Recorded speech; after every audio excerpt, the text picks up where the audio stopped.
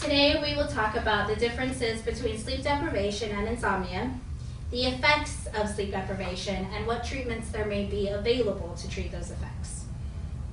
How many of us have laid down at night, shut our eyes, and there you have it, complete system shutdown?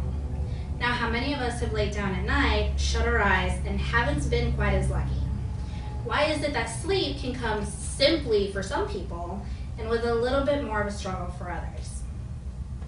According to Schlarb, Clarman, and Frederick in an article named Sleep Deprivation in University Students, they estimated up to 60% of college students experience sleep deprivation. Of that percentage, almost 8 can actually be diagnosed with an insomnia disorder. There are many occupations out there where sleep deprivation is likely. There are some where it's all but guaranteed. Well, sleep deprivation can have many adverse effects. Some of these can just be an inconvenience.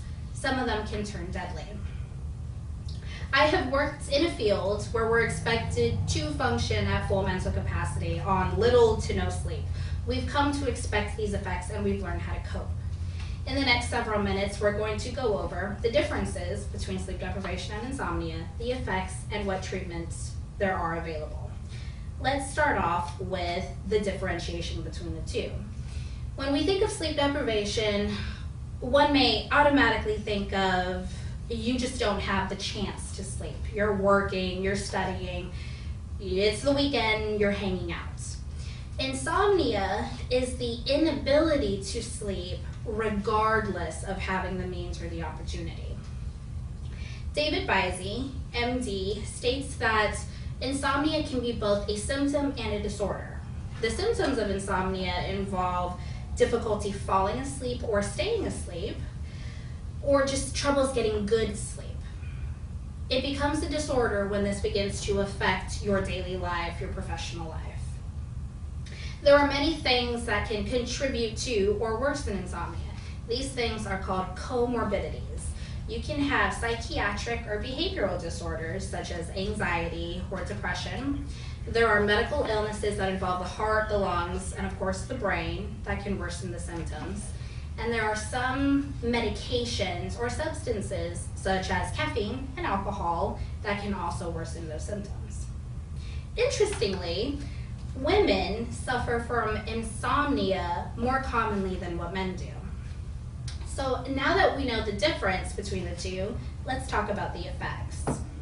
John Winkelman, PhD, in an article about the disorder, states that fatigue can happen, daytime sleepiness, decreased concentration. Your reaction times may slow. Your fine motor control may decrease. How many of us can imagine this scenario? You're driving. Maybe you've had a long night of studying and juggling a full-time job, or maybe you've just gotten off shift from working those 12, 16, 24 or more hour shifts. You swear that you just blink, then suddenly you hear the rumbling of the bars. You open your eyes and you're on the wrong side of the road. Microsleeps, these quickly occurring lapses in awareness, happen without our intention, and they happen with more frequency the more sleep deprived that we get. Did you know that going without a full night of sleep is the equivalent of having a blood alcohol level of 0.07%? PhDs Dermer and Dinges state that when you hit 16 hours of continuous waking time, your psychomotor ability, or that conscious control of your movements, resembles a blood alcohol level of between 0.05 and 0.1%. Let's keep in mind, a blood alcohol level of 0.08, above that, you are considered above the legal limit to be capable of doing certain things. So now that we have talked about the effects, let's move on to the treatments. Counteracting the effects of sleep deprivation are pretty simple. When you get a chance to sleep, do it. Unfortunately, insomnia goes past just having the means of a comfortable bed and the right amount of pillows.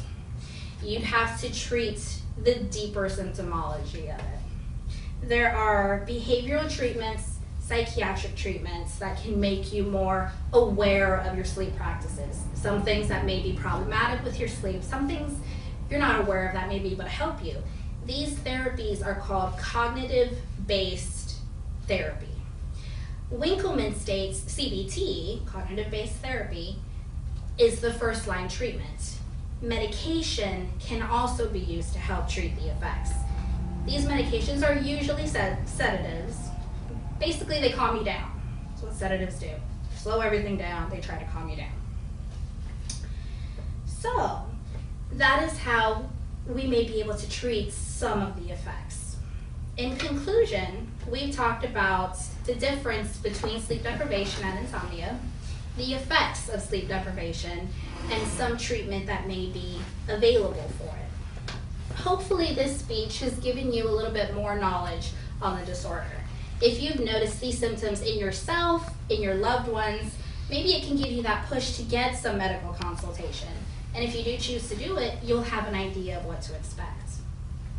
As stated in the introduction, we've gone over the differences between sleep deprivation and insomnia, the effects of sleep deprivation, and what treatment there may be available.